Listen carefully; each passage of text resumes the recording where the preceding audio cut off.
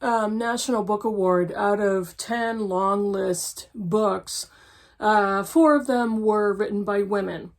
And out of the 5 shortlisted books, 1 of them was written by a woman. What the ever-living...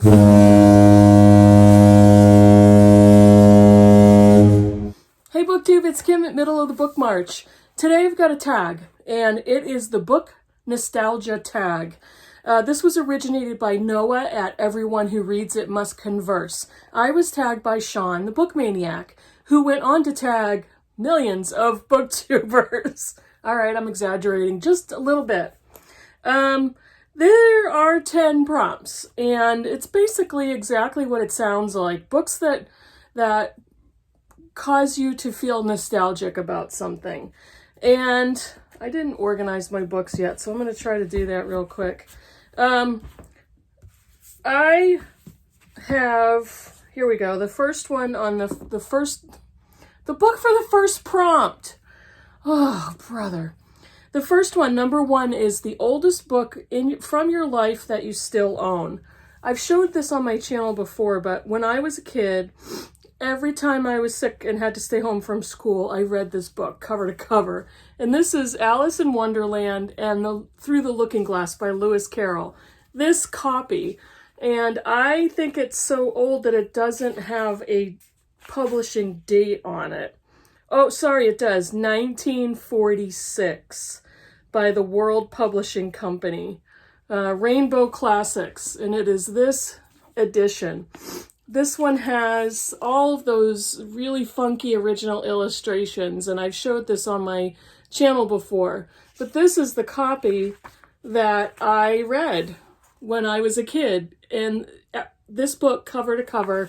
So I don't remember how many times I have read this book. But I would be in bed, and my mother would bring my lunch tray. It was always chicken soup with some, ginger ale and some saltine crackers whenever I was sick.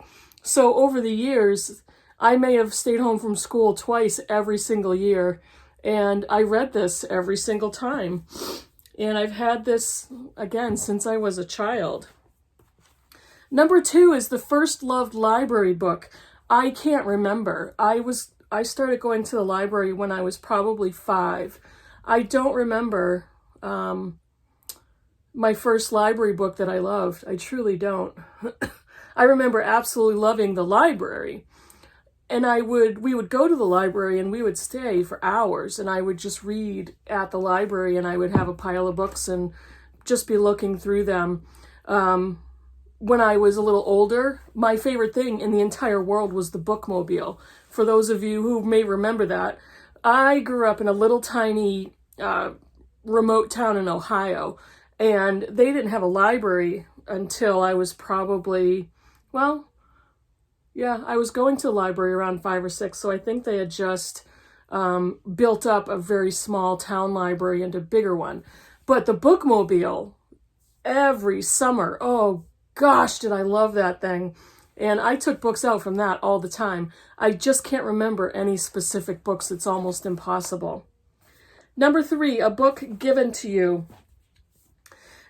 My husband's not really a big reader. He used to love reading, fantasy and spy novels and that type of thing. And once in a while he does pick up a book, but it's not his favorite thing to do.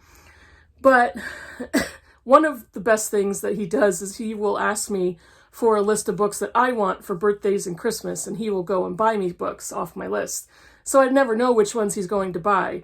And this one was a completely spontaneous purchase. He heard this book on NPR on the radio years ago, and he decided, you know what, I think that sounds like something Kim would like. And he went out and bought it. And this was published in 2002. And I think he bought it right when it came out. But he did it just spontaneously because he thought I would like it. He heard about it on the radio. He was, I think, on his way home from work. He turned around and went to Barnes & Noble and bought it for me. And it's Alice Sebold's The Lovely Bones. And I really liked this book. I read it very shortly after he gave it to me, and I really loved it. again, it's almost a 20-year-old book at this point.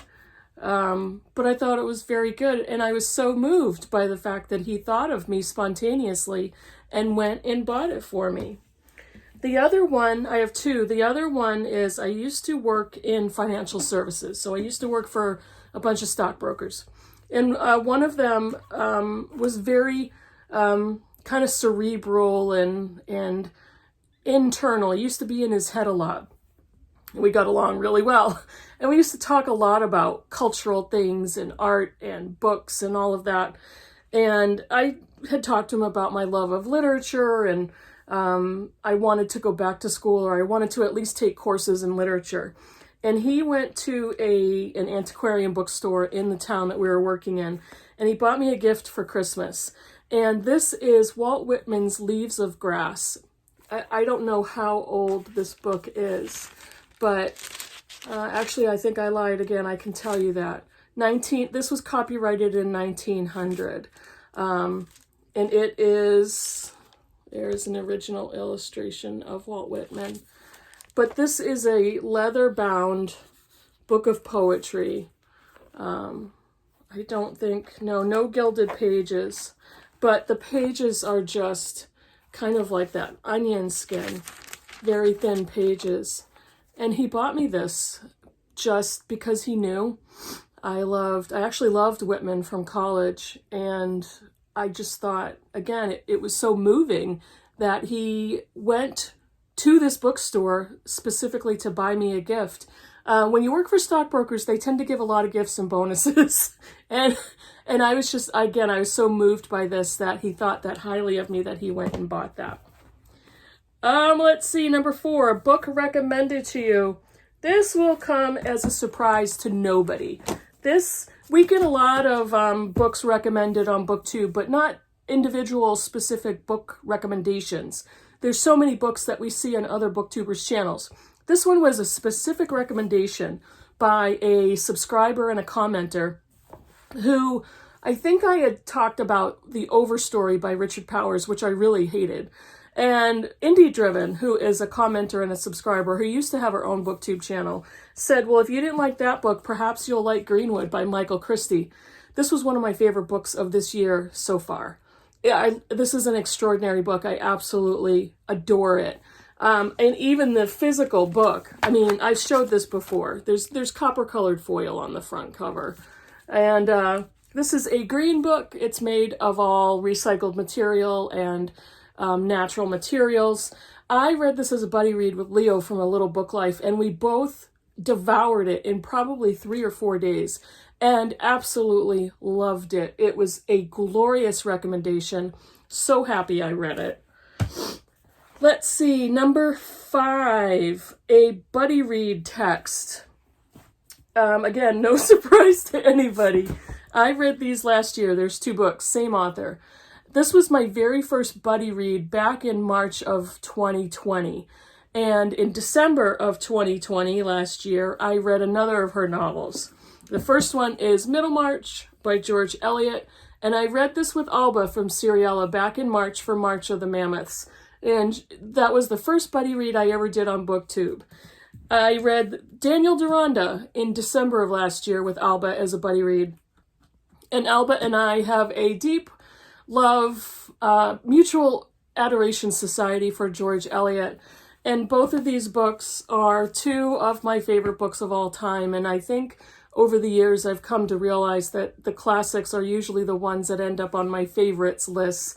There are exceptions, as I just showed you, but these are both buddy read books that I absolutely loved, and I loved buddy reading with Alba, and I loved talking to her, and she's such a beautiful, warm person. It was such a wonderful experience, and I found a very good new BookTube friend. Number 6, books introduced in school. I have 2. Let's see.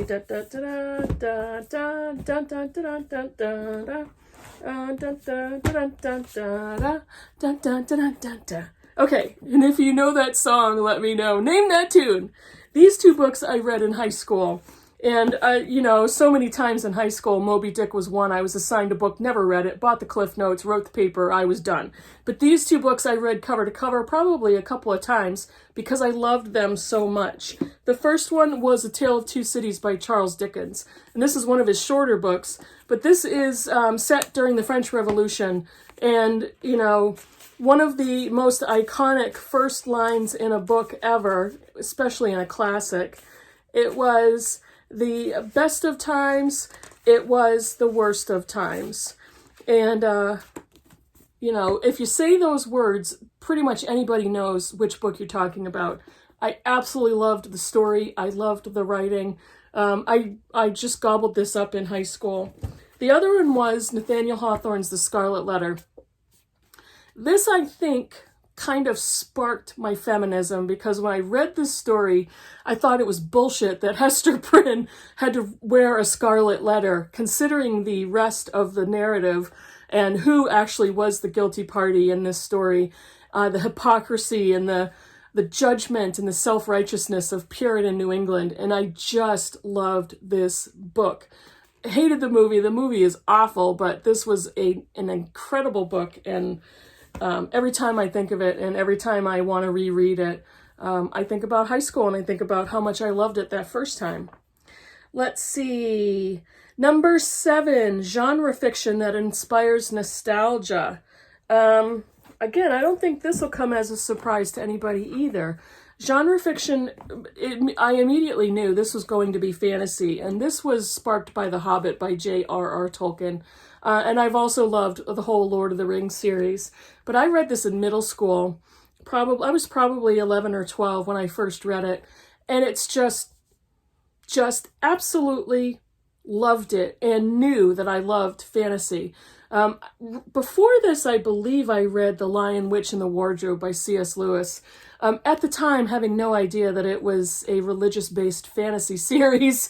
But this one, The Hobbit by Tolkien, also has some religious metaphors as well. But this one was the one that did it for me. It sparked my love of fantasy. I've read many other novels over the years, and every time I think of this, I remember doing a book project on The Hobbit, and I had to do a poster, and I did a poster of all little hobbits, and got a really good grade on it, so I think very fondly of that book. Number 8, literary work that inspires nostalgia. When I first went to college in 1984, I brought some books with me. Who does that? I brought some novels with me, and one of them was Wuthering Heights by Emily Bronte, not this particular book. But I think I read this 6 or 7 times in my freshman year of college. I don't know where I had the time. My grades reflected that because they weren't the best, and I really could have done better. But I just loved this novel, and I've reread it and reread it and reread it. And I want to reread it probably by the end of this year or early next year. Absolutely love this book. And it just makes me think of just being soaked in literature when I was in college, even though at that time, I wasn't taking a class that book was assigned for. I did go back. I went to college right after high school, but I only made it a semester because of some family issues and financial issues. I did go back to college and was majoring in English. And at the time, one of the books that was assigned to us in my American literature class was Walden by Henry David Thoreau. At the time, I want to reread this as well. I just did not have the patience for this at the time, but I really do want to read it and read more transcendentalists and read more into this period in American literary history. So I think those 2 books, I really think often of college and just how engaged I was in literature. And another one is Kate Chopin's The Awakening. I read this in the same class as I read Walden, and this is another feminist novel that sparked my inherent feminism. But this was part of a syllabus in American literature of probably a dozen books, and this was one of 2 written by a woman. The other one was a collection of Emily Dickinson's poetry. But this one, The Awakening, is definitely somewhat of an early feminist manifesto. Let's see. Number 9, a spiritual text that inspires nostalgia, aside from the Bible, because I have a Master of Divinity degree, and I was a pastor for a short time, but early on, before I got to that point in my life, when my husband and I first got married, we got married in 1998, in May of 98, and this was given to me in August of 1998, I believe for my birthday, but it's stamped on the front.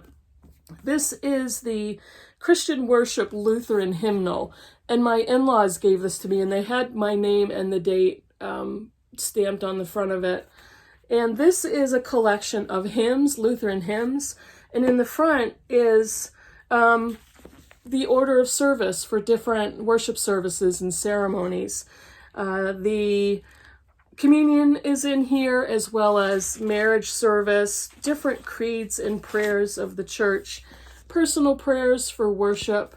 And I used to bring this when we were attending the Lutheran church early in our marriage. I used to bring this with me, and this is a leather-bound, gold gilded page version of the hymnals that were kind of in the backs of all the pews at our Lutheran church. So I had my very own copy, and it's just, it's kind of one of those beloved books, even though we don't attend the Lutheran church anymore. Number 10 is to tag other booktubers. Sean tagged, a couple dozen people, and I'm getting into the habit of not tagging anybody unless I can tag small booktubers, but I think a lot of people have done this already. If you're watching this video and you like the idea of this tag, please do it. I would love to hear your answers. I'm not going to tag any specific people, but please go ahead and do the tag. Let me know in the comments below if you have any thoughts or feedback or comments on the books I showed you, and I will see you in the next video. Bye, everybody.